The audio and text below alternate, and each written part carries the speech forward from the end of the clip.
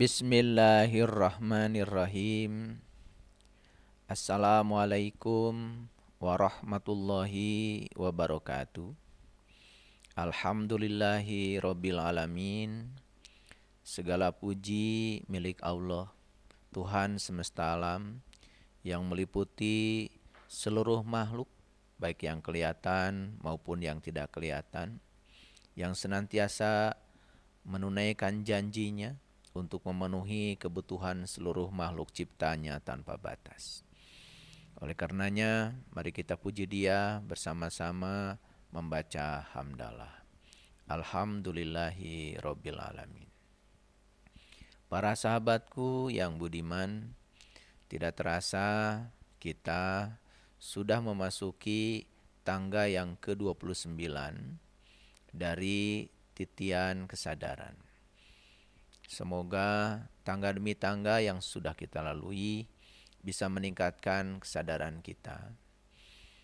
Dan tangga yang selanjutnya akan membuat kita lebih tersadar lagi. Oleh karena itu, sudah selayaknya kita memohon ridho dan berkahnya. Semoga semua ilmu yang sudah kita dapat menyelamatkan kita, menolong kita, menjadi syafaat bagi kehidupan kita. Oleh karenanya, mari kita sapa asma Allah dengan kelembutan dan cinta, seraya membaca basmalah. Bismillahirrahmanirrahim. Di tangga yang ke-29 ini, saya akan berbicara tentang bagaimana kita sungguh-sungguh bisa menghentikan pola lama dalam kehidupan kita, terutama pola kita dalam memanage pikiran kita. Sudah selayaknya kita menghentikan pola lama yang menolak saat ini. Sekali lagi, belajar dari kata-kata Einstein bahwa sebetulnya waktu itu adalah ilusi. Tidak ada masa depan, tidak ada masa lalu, yang ada adalah saat ini. Karena kalaupun masa depan dan masa lalu itu ada, pasti akan selalu diperlakukan sebagai saat ini. Kalau masa depan itu kita masih hidup, tentu saja besok pun akan diperlakukan sebagai saat ini. Jadi dalam dimensi kesadaran, sebetulnya tidak ada yang namanya masa lalu dan masa depan. Yang ada adalah saat ini. Itu sebabnya kenapa orang-orang yang berkesadaran selalu mementingkan betapa pentingnya kita fokus pada saat ini. Karena saat ini bukan sekedar punya kesederhanaan, tapi saat ini juga punya kekuatan. Itu yang disebut dengan the power of now. Orang yang berfokus pada saat ini dan kemudian melakukan totalitas tidak akan terjebak oleh yang namanya kesempurnaan. Karena kesempurnaan itu tidak ada. Kesempurnaan itu adanya di masa depan. Sedangkan masa depan pun tidak ada. Yang ada adalah totalitas. Yang ada adalah di sini, saat ini, sekarang. Biasakan diri kita untuk meninggalkan perhatian dari masa lalu dan masa depan. Bila mana sudah tidak dibutuhkan lagi. Keluarlah dari dimensi masa lalu dan dimensi masa depan sesering mungkin dalam kehidupan sehari-hari. Ketika pikiran kita membawa kita ke masa depan, ketika pikiran kita membawa kita ke masa lalu, kan sudah diberikan oleh Allah alarmnya dalam diri kita. Ketika diri kita dibawa ke masa depan, pasti kita akan cemas, akan takut, akan khawatir.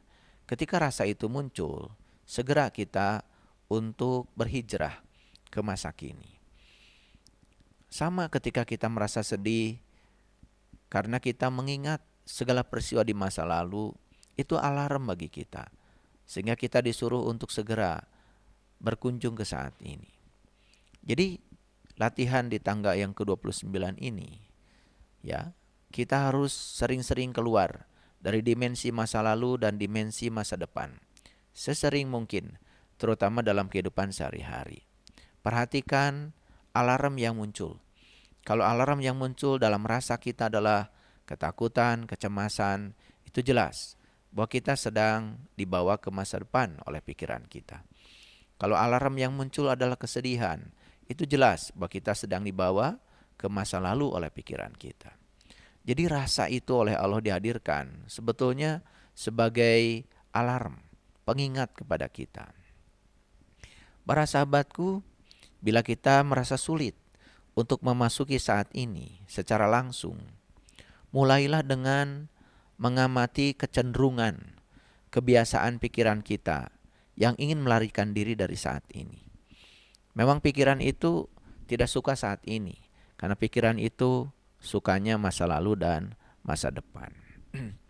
Ketika kita melihat kecenderungan pikiran, ketika pikiran akan membawa kita kepada masa lalu dan masa depan, dan kemudian kita menyadari itu, maka kita akan menemukan bahwa masa depan itu biasanya kan dibayangkan lebih baik atau lebih buruk daripada saat ini. Hampir semua orang kalau berbicara tentang masa depan, kemungkinannya dua. Masa depan itu bisa lebih baik atau bisa lebih buruk. Sehingga kita pun akan terjebak oleh dua. Yang pertama adalah harapan, yang kedua adalah antisipasi.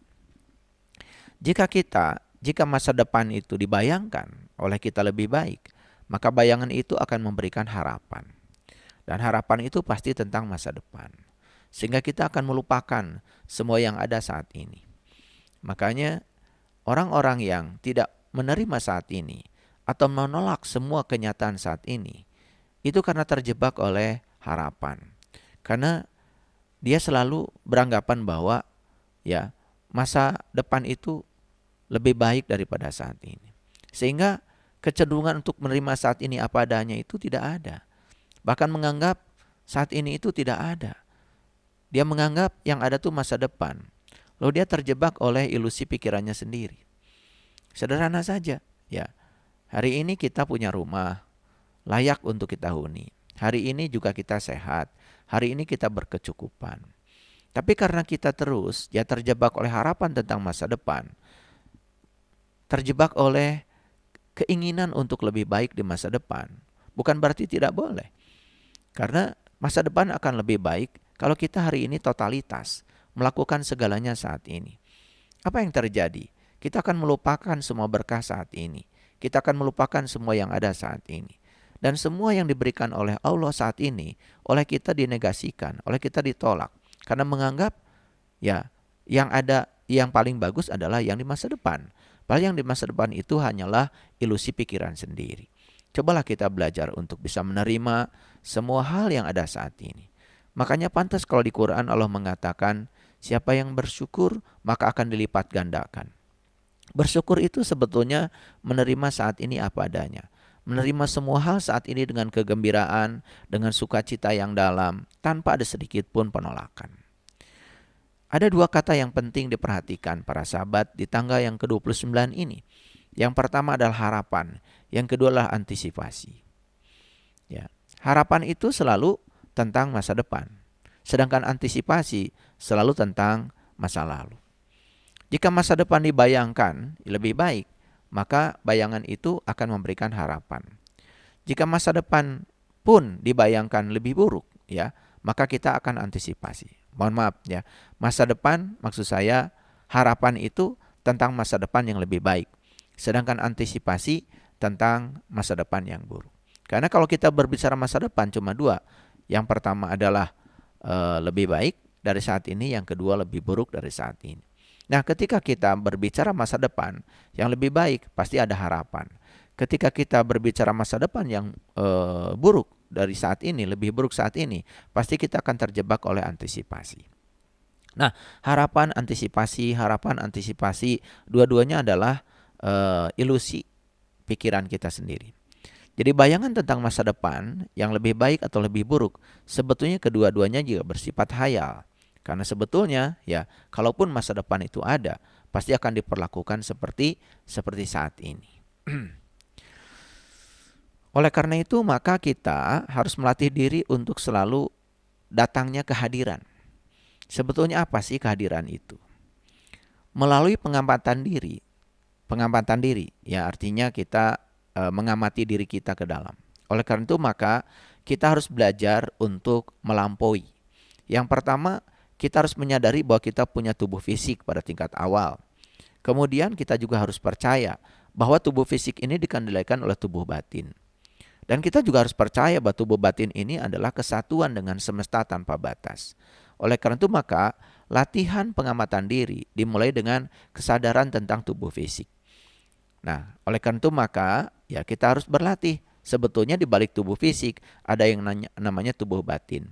Kalau kita bisa melampaui tubuh fisik ini dan kita masuk pada tubuh batin, dan kita pun bisa melampaui tubuh batin, kemudian tubuh batin itu bagian dari semesta pada awalnya, tetapi ketika menyadari bahwa sebenarnya tubuh batin ini adalah kesatuan dengan semesta, maka ilusi keterpisahan dalam diri kita tidak ada lagi.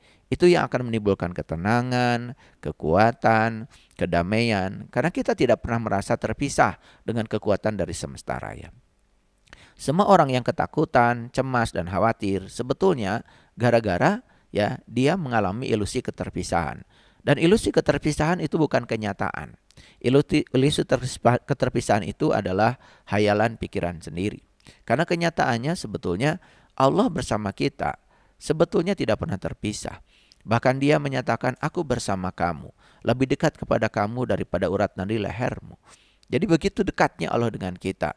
Jadi artinya secara faktual Allah tidak pernah jauh dari kita. Bahkan Allah selalu memenuhi segala kebutuhan kita. Cuman memang dia tidak memenuhi segala keinginan kita. Karena apa yang kita inginkan belum tentu baik bagi kita. Karena kita tidak mengerti apa yang kita inginkan. Sedangkan Allah sendiri mengerti yang kita inginkan dan yang tidak kita inginkan. Allah mengerti baik tidaknya bagi kita. Makanya dalam Al-Quran Allah berulang kali mengatakan, boleh jadi kamu menyukai sesuatu, padahal itu amat buruk bagi kamu. Boleh jadi kamu tidak menyukai sesuatu, padahal itu amat baik bagi kamu. Oleh karena itu maka orang yang punya kesadaran, dia tidak memandang baik dan buruk lagi. Setiap peristiwa yang terjadi adalah kebenaran. Di balik kebenaran ada pesan. Dia tangkap saja pesan di balik itu. Itulah pentingnya kita mencapai kesadaran ini. Jadi suatu saat para sahabat memang harus berlatih. Berlatih untuk melampaui tubuh fisik, berlatih melampaui tubuh batin. Sampai kita merasakan bahwa sebetulnya diri kita dengan semesta ini ya satu kesatuan. Barangkali ilustrasinya sederhana. Ketika air dari laut itu menguap, maka dia terpisah dengan laut.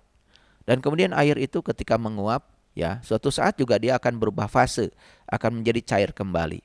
Taruhlah dia menjadi satu titik air hujan. Nah, ketika dia sedang menjadi satu titik air hujan, kan sebetulnya dia terpisah dari lautnya. Tapi jangan lupa, semua titik-titik air hujan ini setelah selesai menunaikan tugasnya, mungkin ada yang ditugaskan untuk menghidupi pohon, ada yang ditugaskan untuk menghidupi manusia, ada yang ditugaskan untuk menghidupi hewan, karena satu tetes air sangat berharga.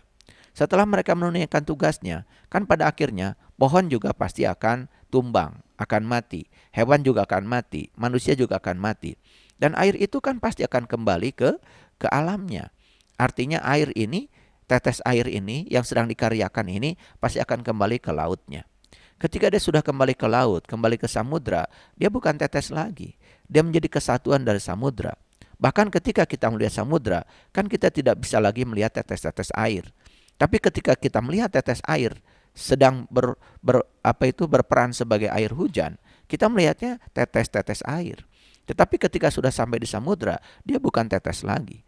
Jadi dia akan menjadi samudra itu sendiri. Dia menjadi gagah, dia menjadi biru. Dan samudra memang biasanya seperti itu. Samudra itu bisa menerima semua hal apa adanya. Semua sungai yang mengalir ke samudra, semua sungai yang kotor membawa bau, oleh samudra dinetralkan. Karena samudra punya sifat yang disebut dengan penggaraman. Jadi garam itu kan biasanya menetralkan bau. Sama seperti di dapur ya. Kalau kita lupa memberikan garam kepada ikan, atau lupa memberi garam pada apapun, masakan, itu kan akan basi dan bau. Tapi ketika ikan itu sudah diberi garam, ya malah justru garam itu menyerap. Dia tidak bau. Itulah sifatnya garam. Makanya garam ini secara sains sering digunakan sebagai instrumen untuk menetralkan ketidaknetralan. Nah seperti itu. Begitu begitu tetes air itu sudah sampai ke laut, dia menjadi samudra. Ketika dia menjadi samudra, dia menjadi sangat gagah, kembali ke titik asalnya. Dia bukan tetes lagi, dia adalah samudra itu sendiri. Nah, pentingnya kita melampaui kesadaran fisik, ya kesadaran tubuh fisik, memasuki kesadaran tubuh batin. Bahkan kita bisa melampaui kesadaran tubuh batin. Kita merasakan sebagai satu kesatuan dengan dengan semesta. Tidak merasa ada ilusi keterpisahan. Maka disitulah kita pun menjadi seperti samudra. Bisa menerima semua hal apa adanya tanpa penolakan. Dan ketika sudah di titik itu, maka kita akan mudah sekali menangkap pesan-pesan semesta lewat kejadian apapun. Baik kejadian yang diinginkan maupun kejadian yang tidak diinginkan. Nah, di kesadaran ini kita akan merasakan sebuah kedamaian yang luar biasa. Jadi sangat masuk akal kalau semua leluhur kita, para nabi, para rasul, para sunan, para wali, ya para guru-guru suci, yang diajarkan oleh mereka itu adalah kesadaran. Nah, kesadaran itu berhubungan dengan kehadiran. Kehadiran siapa? Tentu saja, ya, kehadiran dari Dia, Sang Maha Segalanya di dalam diri kita. Makanya siapapun orang yang sudah selalu merasakan kehadiran Dia di dalam dirinya, dia tidak akan mengalami ilusi keterpisahan. Jadi melalui pengamatan diri, secara otomatis kehadiran akan datang ke dalam kehidupan kita. Saat menyadari kita sedang tidak hadir, justru di situ kita juga hadir. Malah justru saat kita menyadari kita tidak sedang hadir, justru kita hadir. Saat kita mampu untuk mengamati pikiran kita, dan kita tidak terjebak lagi di dalamnya. Jadi kita hanya menjadi pengamat saja bagi pikiran, dan tidak terjebak di dalamnya. Akan ada satu faktor lain yang masuk dalam diri kita. Apa faktor lain itu? Saya sebut sesuatu saja. Sesuatu yang bukan berasal dari pikiran. Dan hal itu merupakan kehadiran yang sangat mengasihkan. Dan ini harus dipraktekkan para sahabat. Kita harus praktek. Cobalah kita belajar untuk mengamati pikiran kita. Tetapi saat kita mengamati pikiran, kita tidak boleh terjebak dengan arus yang ada di pikiran. Nah, saat kita menjadi pengamat dan tidak terjebak ya ke dalam pikiran di dalamnya, akan ada satu faktor lain yang masuk, dan ini harus dialami sendiri, tidak bisa dikatakan oleh saya. Saya sebut aja sesuatu yang masuk itu, dan sesuatu yang masuk itu sebetulnya bukan berasal dari pikiran, tapi sesuatu itu adalah semacam kehadiran yang mengasihkan. Nah, kalau kita sudah terbiasa seperti ini, maka kita juga akan selalu memiliki kerinduan untuk merasakan kehadiran ini. Tetapi saat kita sedang mengamati pikiran, sekali lagi saya ingin katakan kepada para sahabat, jangan menilai, jangan menganalisis. Ya, perhatikan juga ya, seberapa sering perhatian kita terpaku pada masa lalu dan masa depan. Kita harus tahu, itu yang disebut dengan metakognisi. Kita harus tahu seberapa sering sih pikiran kita terpaku kepada masa lalu dan masa depan. Coba perhatikan seberapa sering. Tentu saya tidak tahu ya apa yang dialami oleh para sahabat. Oleh karena itu maka saya tidak bisa menolong. Saya hanya bisa memberikan inspirasi saja. Dan semua yang harus melakukan adalah para sahabat sendiri. Tangga-tangga yang sudah saya sampaikan ini tentu saja harus dilalui oleh para sahabat sendiri. Ya, tidak cukup dengan mendengarkan kajian saya, harus dipraktekkan. Coba sekarang, secara metakognisi tanya pada diri kita, seberapa sering perhatian kita terpaku pada masa lalu, seberapa sering perhatian kita terpaku kepada masa depan. Kalau itu terpaku, yang namanya terpaku itu kan sebetulnya berdiam di situ. Lalu kita melupakan saat ini, itu sangat berbahaya untuk melatih kesadaran kita yang sesungguhnya. Ya, oleh karena itu maka jangan menilai, jangan menganalisis ya apa yang sedang kita amati. Cukup mengamati saja. Oleh karena itu maka latihannya cuma 3. Yang pertama, awasi pikiran. Yang kedua, rasakan emosi. Sudah saya jelaskan tentang emosi. Jadi emosi itu sebetulnya adalah reaksi tubuh terhadap pikiran. Dengarkan kembali di tangga yang sebelumnya. Emosi itu adalah reaksi tubuh terhadap pikiran. Apa yang diberikan oleh pikiran, maka tubuh akan bereaksi. Lihat reaksi tubuh kita, seperti apa terhadap apa yang diberikan oleh pikiran. Makanya ada 3 hal latihannya. Yang pertama, awasi pikiran. Awasi pikiran. Yang kedua, rasakan emosi, bagaimana reaksi tubuh terhadap pikiran. Dan yang ketiga, ya, amati reaksi yang terjadi. Nah, ketika reaksi yang terjadi itu negatif, itu kan berarti kita harus segera mengubah apa yang ada di pikiran kita. Jadi, jangan membuat masalah pribadi. Jangan membuat masalah pribadi dengan ketiga hal yang saya sebutkan tadi. Yang pertama, awasi pikiran. Yang kedua, rasakan emosi. Dan yang ketiga, amati reaksi yang terjadi.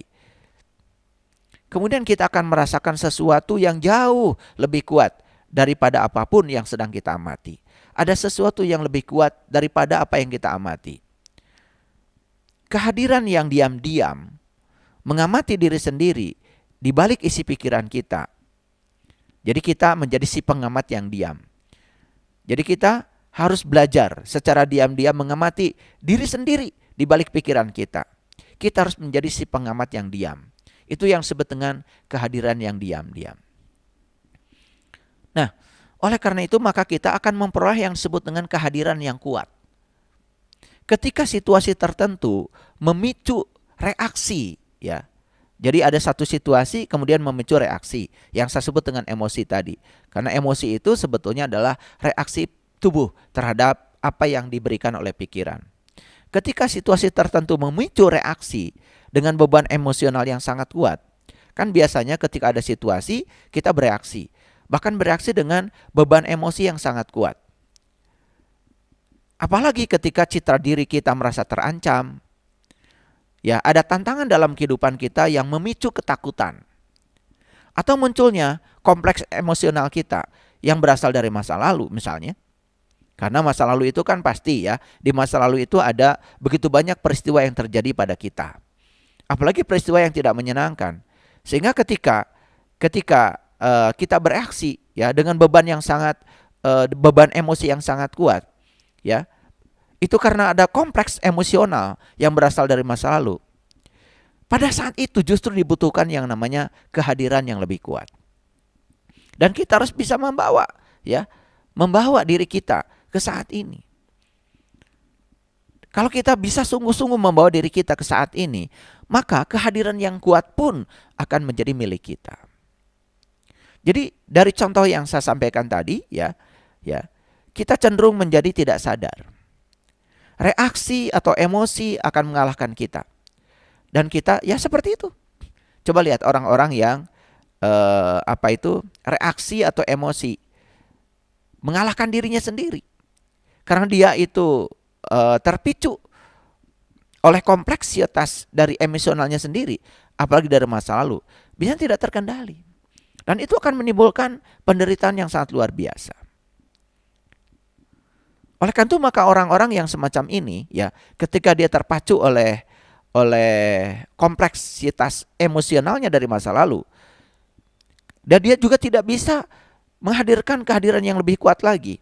Apa yang terjadi? Pertama dia akan mencari pembenaran. Dan dia ingin dibenarkan bahwa reaksi dia itu seakan-akan benar gitu. Ingin dimaklumi. Yang kedua pasti menyalahkan. Yang lebih parah lagi dia akan menyerang. Lebih parah lagi dia akan bertahan. Jadi ketika seseorang itu dia mencari pembenaran, ketika dia mencari pembenaran bagaimana dia bisa jujur pada dirinya sendiri. Dan orang yang sedang mencari pembenaran jelas jauh dari kebenaran. Yang kedua dia akan menyalahkan. Bahkan menganggap dia sebagai korban. Nah di tangga yang sebelumnya saya sudah menyatakan, coba sadari bahwa sebetulnya di alam semesta ini gak ada orang lain. Yang ada cuma diri kita sendiri. Apa yang kita lakukan oleh pikiran kita, oleh kata-kata kita, oleh tindakan kita, baik atau buruk, itu semua akan kembali kepada kita. Oleh karena itu semua akan menjadi tanggung jawab kita. Nah kalau kita sadar, apa yang kita lakukan semuanya akan kembali kepada kita. Pasti kita akan memilih untuk mengambil pikiran, kata-kata, dan tindakan yang baik kan.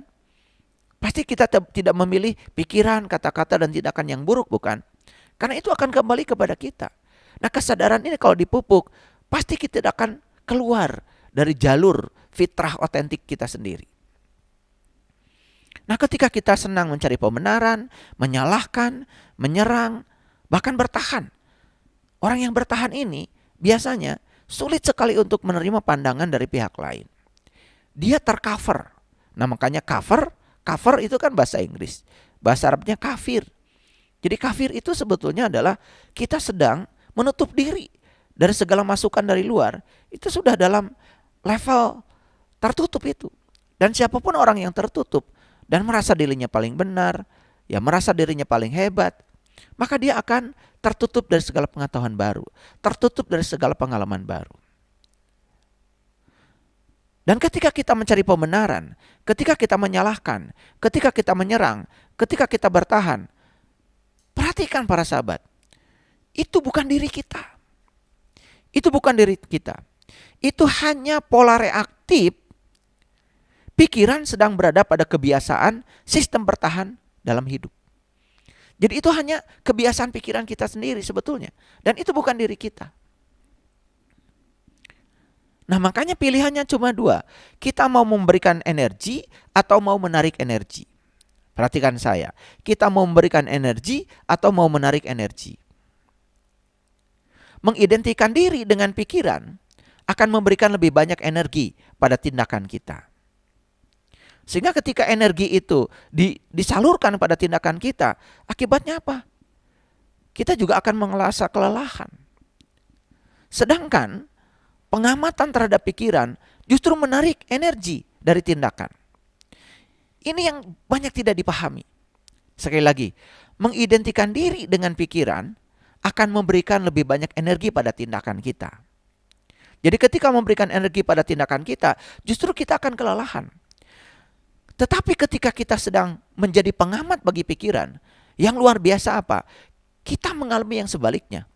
Justru kita menarik energi dari tindakan itu. Sehingga kita tidak terlalu agresif. Coba, orang yang mengidentikan diri dengan pikiran, dia akan memberikan energi pada tindakan. Sehingga ketika dia sedang bertindak, energinya luar biasa. Dan itu sangat luar biasa, sangat berbahaya bagi keselamatan dirinya dan keselamatan orang lain. Dan orang yang sedang dikuasai dengan kemarahan, coba perhatikan, energinya luar biasa. Dia kalau nonjok dengan kekuatan yang luar biasa. Dia kalau teriak dengan teriakan dengan kekuatan yang luar biasa. Itu yang dikatakan, begitu kita mengidentikan diri dengan pikiran, kita akan memberikan lebih banyak energi pada tindakan kita. Dan tindakan kita menjadi sangat berbahaya karena diberi energi. Tetapi coba, begitu kita menjadi pengamat bagi pikiran, ternyata ini rahasianya para sahabat. Karena justru kita menarik energi dari tindakan. Kita menjadi tidak terlalu agresif lagi. Kita menjadi tenang. Walaupun bertindak, tindakan kita sudah kekurangan energi. Karena energinya ditarik. Ketika kita bisa menjadi pengamat bagi pikiran. Disitulah bedanya ya. Antara orang yang agresif dengan orang yang tidak agresif. Dan orang yang agresif dalam tindakannya, sebetulnya karena dia sedang mengidentikan diri sebagai pikiran. Dan orang yang menjadi pengamat bagi pikiran, dia tidak agresif. Karena apa? Karena energinya diambil dari tindakan, ya. Sehingga dia malah justru memiliki energi yang cukup untuk mengendalikan dirinya. Bahkan mengidentikan diri dengan pikiran memerlukan waktu yang lebih banyak. Sedangkan ketika kita menjadi pengamat bagi pikiran, akan membuka dimensi tanpa batas dari waktu. Jadi energi yang diambil dari pikiran akan dirubah menjadi kehadiran. Nah, itulah kenapa ketika kita sedang menjadi pengamat bagi pikiran, bahkan pikiran itu kehilangan energinya, kehilangan cengkeramannya. Dan energi dari pikiran itu diambil oleh kesadaran. Saat energi diambil oleh kesadaran, di situ akan berubah menjadi kehadiran. Nah, itulah pentingnya kita memiliki kehadiran. Saya berulang kali mengatakan, apapun kegiatan yang kita lakukan dalam kehidupan sehari-hari, cobalah belajar hadir sepenuhnya di sini, saat ini, sekarang. Semua sensasi yang sedang kita rasakan dinikmati. Bahkan saya memberikan contoh ketika kita sedang cuci tangan pun, kalau kita hadir sepenuhnya, maka kita akan merasakan bagaimana suara air itu datang, terasa, dan itu kemewahan. Karena suatu saat kita tidak merasakan lagi suara air mengalir. Ya, ketika air itu menyentuh tangan kita, dinginnya, hangatnya, panasnya, itu kita rasakan. Dan itu suatu kemewahan. Ketika kita bisa menggerakkan tangan kita, Mencuci tangan kiri, dicuci tangan kanan dibasuh oleh tangan kiri. Itu suatu kemewahan. Karena suatu saat kita tidak akan memiliki lagi kemampuan itu. Dan lain sebagainya. Ketika kita menyadari itu, kita akan menyadari ada kehadiran dalam diri kita. Dan siapa sesungguhnya pengendali dari kehadiran itu kalau bukan Dia? Lalu selalu terpusat kepada kesadaran murni kita. Sehingga kita selalu sadar di balik sesuatu yang kelihatan itu ada yang tidak kelihatan, Sang Pengendali. Dan kita akan selalu berfokus ke sana. Itu yang disebut dengan kehadiran. Jadi begitu kita ya merasakan apa artinya berada pada saat ini. Sekali lagi, begitu kita merasakan apa artinya berada pada saat ini, maka akan lebih mudah lagi bagi kita untuk memilih langkah keluar dari dimensi masa lalu dan dimensi masa depan. Kemudian kita akan bergerak lebih dalam lagi memasuki saat ini. Bergerak lebih dalam lagi memasuki saat ini. Sehingga fokus perhatian kita yang paling utama adalah pada saat ini. Maka fokus perhatian orang-orang yang sudah tercerahkan selalu pada saat ini. Coba perhatikan orang-orang yang sudah tercerahkan. Fokus utamanya adalah ke saat ini. Inilah kesadaran yang paling penting para sahabat. Makanya begitu kita mencapai tangga yang ke-29 ini, kita bisa menyadari the power of now. Kita bisa menyadari saat ini. Dan kita bisa fokus utama kita ke saat ini. Maka saat ini akan menjadi saat yang membuat kita tercerahkan. Itulah kenapa ya, dalam keyakinan agama tertentu, saya melihat mereka menyebut Tuhan saja sebagai kesadaran yang tertinggi. Ternyata di Islam juga Nabi Muhammad mengajarkan Sidrah al-Muntaha, kesadaran puncak, kesadaran yang tertinggi. Ternyata kesadaran yang tertinggi itu sebetulnya adalah merasakan kehadiran Dia dalam diri kita. Dan saat kita bisa membawa diri kita ke saat ini, ketika kita bisa membawa diri kita ke saat ini sepenuhnya dan kita merasakan kehadiran, kita merasakan keberadaan Dia dalam diri kita, maka kita tidak akan mengalami ilusi keterpisahan. Itu yang akan membuat segalanya menjadi penuh sukacita dan kedamaian. Terima kasih. Assalamualaikum warahmatullahi wabarakatuh.